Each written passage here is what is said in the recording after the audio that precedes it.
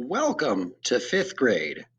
My name is Mr. Benton, and I'm very excited to take parents and students through a little virtual tour of some of our curriculum, as well as our schedule and our expectations daily.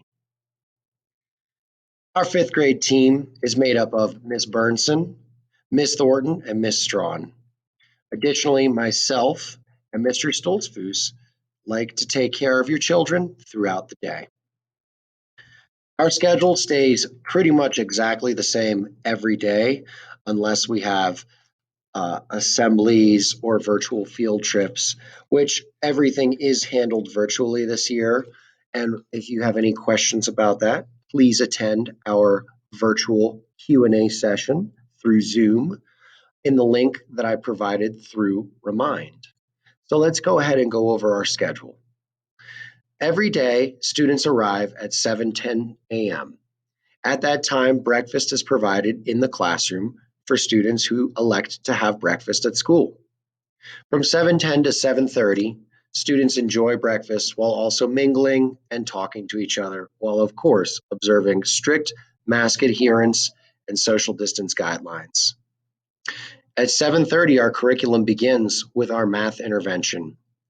This stretches for roughly 30 minutes, and this is a time in which we review concepts taught in class, as well as support other learners as they struggle to grow and master math concepts. From 8 to 8:30 in the morning is our daily morning meeting. During this, we talk about social emotional wellness, connection, as well as character, pride, and school expectations. This is also a very fun time to get to know each other and to share interesting tidbits and stories about each other's lives. In my classroom, from 8:30 to 9:45 is our English language arts block. We work in a rotational schedule in fifth grade. Therefore, some classrooms might be a little different than ours. So once again, from 8:30 to 9:45, we are working on English language arts. Our first major hand washing break occurs at 9:45.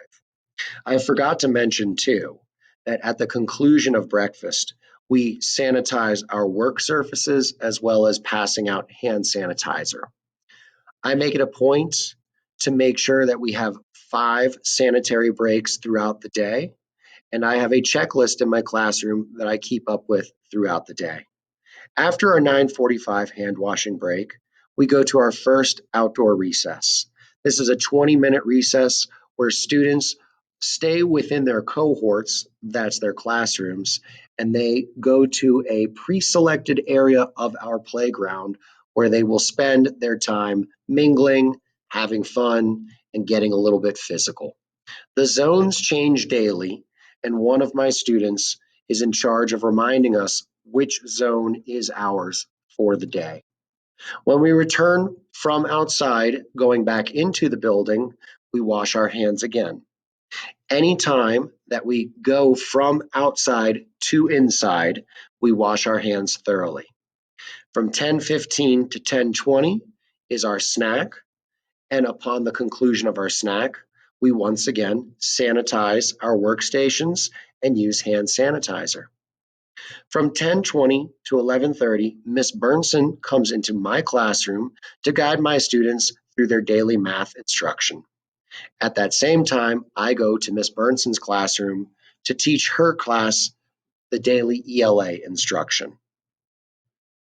From 11:30 to 12:10 is our lunch and recess. Lunches are held in the classroom daily.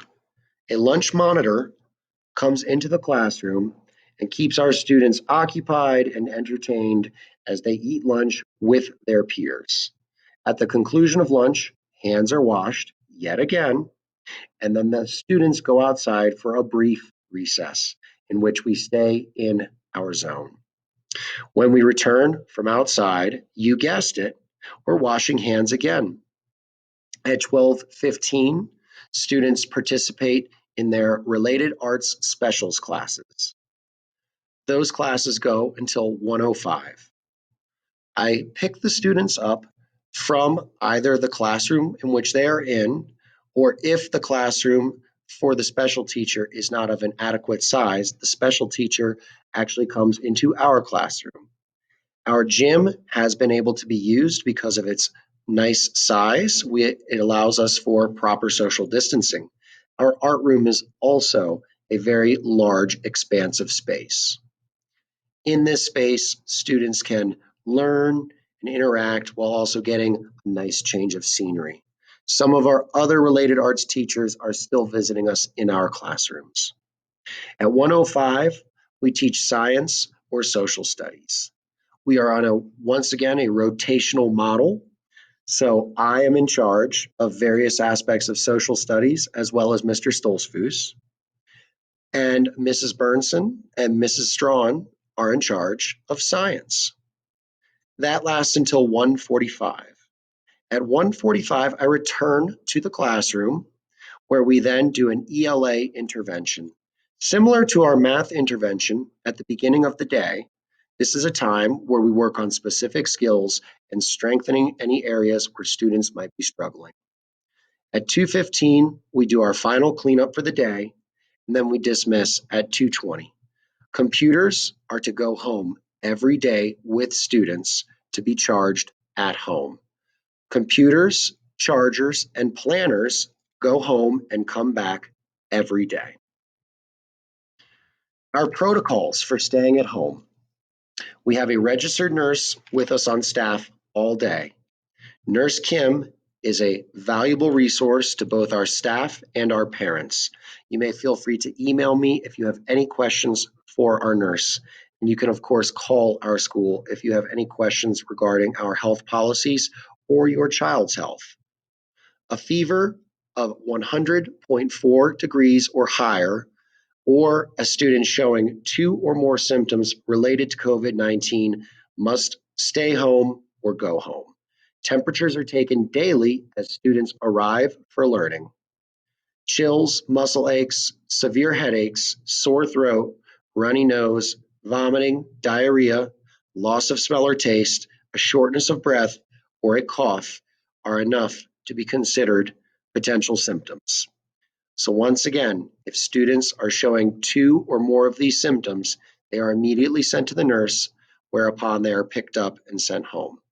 I tell my students repeatedly, this year of all years, it is incredibly important that we stay safe and we take extra precautions. We've already briefly discussed morning meetings, so I'll go over that first. Every year at Eagleside, we strive to instruct on social emotional needs as well as our regular academic content. This year, this is especially important. Every day begins with a short meeting, 20 to 30 minutes, where we check in with our students, we have a little fun, and we share some events from our lives while we also explore important concepts related to self-esteem and self-improvement. This morning meeting is a very important time in our daily routine, and children, as well as their teachers, value it immensely. Social contracts are how we maintain discipline and order throughout our school. It is very important that we respect and hear all opinions in our learning space, and to ensure a degree of comfort as well as trust, we've created agreements for every classroom. These agreements are called social contracts. These contracts govern how students wish to be treated, not only by other students, but also by teachers. We also cover how teachers wish to be treated. These contracts also ensure that we discuss conflict resolution.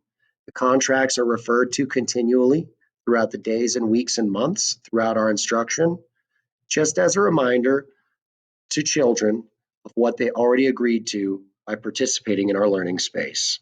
The social contract is a very simple yet very powerful tool for behavior management. Grading. This is probably the most important aspect of this presentation for many of you. We only give final grades on tests, quizzes, and projects. Classwork and homework is graded under effort. Effort makes up roughly 5% of your child's total grade. So though it is a small amount, it can certainly be the difference between an A or a B or a B and a C. We try to make sure that prior to any testing, students know what is expected of them and that we give them the best instruction possible. We give them a lot of time to practice those skills so that they feel confident with their own level of mastery. We always provide review. During our test, all accommodations for students on plans are put into place and enacted every time we assess. Assessments are individual and not group focused. There will be certain assessments where group work and collaboration are the primary focus, but those are far fewer in number. We always give students the appropriate amount of time to complete any given assessment. After testing is complete, we provide timely feedback and we review results and commonly missed problems. Most importantly, we try to identify where the problem lies. Was it an instruction problem? Was there a confusion when it came to the learner and the content? Or was the content itself perhaps not well written? We always want to make sure to give students options and plans to ensure that they do succeed. On this slide are the English language arts primary learning targets and focus areas for the 2020-2021 school year. In reading, we'll be taking close looks at comprehension strategies, including cause and effect, main idea and details, compare and contrast, problems and solutions, text features, summarizing and paraphrasing, point of view, figurative language, author's purpose, asking and answering questions, and inference. For our listening and expression standards, this is where we will look at collaboration with peers as children discuss opinions and develop ideas. Ideas will be presented as children express their opinions, try to persuade peers, or explain their learning. Vocabulary strategies include examining context clues, homographs and homophones, learning about Greek and Latin roots, and etymology and morphology as children learn where their words came from and how they were formed. Writing and composition standards focuses on writing opinion pieces on different topics, writing informative texts that provide clear topic focus and use text features to organize ideas. Language precision and appropriate vocabulary will be assessed, as well as the use of various different types of sentences: simple, complex, and compound. We will write fiction and nonfiction narratives using figurative language and sensory details to better explain sequences of events. We hope to apply understanding of the conventions of standard grammar and usage and mechanics to make our meaning clear and to strengthen our style. Research is a major focus for fifth grade as they advance into sixth grade. So we look to locate, summarize, and synthesize as we document information both from print and digital sources, as well as learning how to communicate those findings in appropriate ways. Math standards focus on multiplication, division, addition, subtraction, geometry, and measurement. Multiplication will be focused on 2-digit by 2-digit multiplication, 3-digit by 2-digit.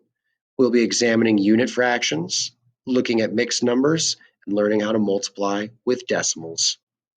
Division will be focused on multi-digit dividends by 1, 2, and 3-digit divisors, dividing with decimals, and dividing using whole numbers by unit fractions. Addition, we'll be looking at the adding of fractions using unit fractions and mixed numbers, as well as adding with decimals. Subtraction is going to focus on similar aspects: subtraction using unit fractions, mixed numbers, and subtraction featuring decimals. Geometry and measurement, volume, and converting metric and customary units are late year focuses that we give a lot of attention to. Our science standards include earth science, physical science, life science, and science skills. Renewable and non-renewable resources, how the Earth's surface changes, as well as weather conditions and data collection, make up Earth science. Physical science explores matter, mixtures, weight, and mass. Life science looks at the structures and systems of plants and animals, as well as human body structures, systems, and needs. Science skills require that students are able to read and interpret graphs, write using evidence from text, run simulations and experiments, as well as collecting and organizing their own data. Social studies standards encompass history, geography, civics, economics, and social studies skills. History will focus on early U.S. history, the impact in North America from European colonization. Geography will explore geographic tools and sources to research United States geography, as well as researching the cause and consequences of movement. Civics explores citizenship in the United States, as well as the origins, structures, and functions of our government. Economics explores how trade shaped the development of early America, as well as personal finance, which should come in very good handy as children advance towards middle school. Reading, writing, and speaking in grounded ways using evidence from the text supports our social studies skills. Test corrections and retake policy. All of our assessments are able to be built upon and developed for higher scores.